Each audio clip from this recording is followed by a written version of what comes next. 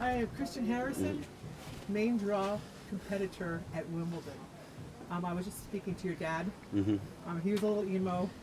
Yeah, probably. I got a little emo, and I knew some of your history with all Yep. the surgeries that you've had and everything that Yeah. you've gone through. How do you find the strength to just keep hanging in there and get to this great day? Honestly, it just comes because it's just what I love doing, you know. So then I didn't want to give up my dream ever. And then I was lucky just to have, you know, people around that just take it as emotional and care more about it just as much as I do about it, you know. Obviously, my parents are here. My dad, he was, as I mentioned in there, he was with me every step of the way. So I think, honestly, whenever, you know, just being out as long, and he was seeing me out of the game for a while, and I think he was hurting more than I was just because he knew how bad I wanted to come out here.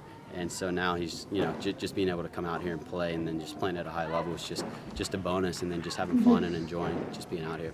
I asked him the other day if it was harder when he was watching you play your second round, if it was harder to watch a son or, you know, someone else, and he said, "Oh, it's the same, you know, as long as you care." But I didn't believe him. Yeah, of course, obviously with the family component in it, it's you're gonna have a lot more emotionally invested, and then that's just where, you know, I was lucky just because he understands everything, and he was with me, you know, through all the injuries, through all the surgeries, through the timeout, the rehab, you know, the trying different things, you know. So then now we're here and we're enjoying it together, and we just love being on the road and just traveling, and just winning matches is also a great bonus.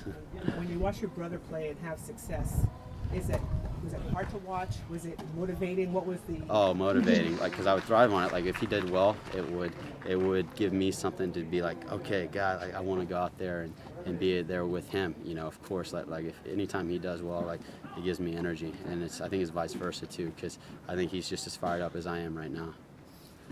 I remember when you guys were just kids and you were probably Yeah. high, and you know, you signed a pro contract and all this kind of stuff. I mean, that was probably like 10, 12 Yeah, years ago whenever we were for 14 you. is when we signed with IMG. Yeah, and at that point, obviously, there's a whole lot of expectations and Yeah. things that go along with that. Did you think it would take you 10, 12 years to get here? Honestly,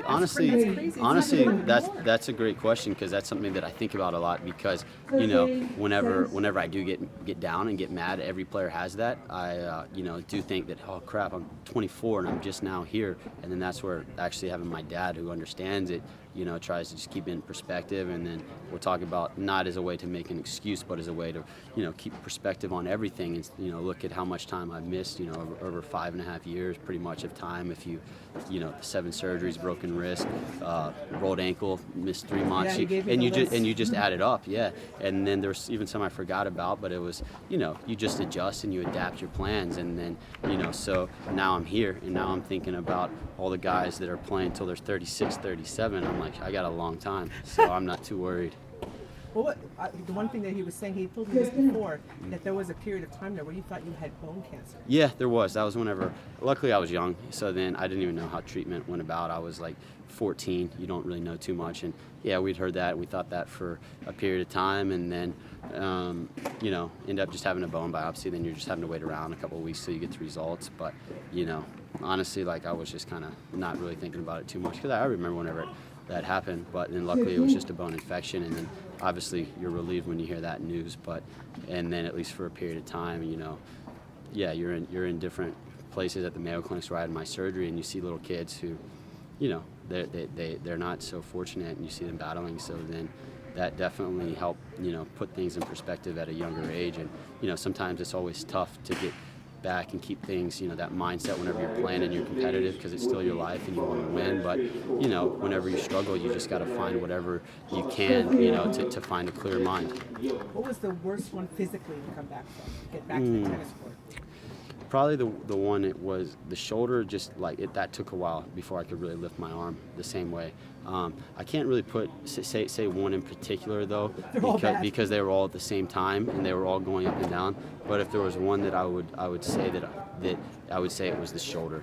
I think for tennis players, the shoulders have been the toughest one, Yeah. which is why so many try rehab first. Exactly, and the reason I say shoulder is because then after my shoulder, I was coming back and I ended up having wrist surgery too, and I never had a wrist problem in my life, and so then I thought that maybe that was just something with the shoulder that I rushed into, but you never know. So compensating. Exactly.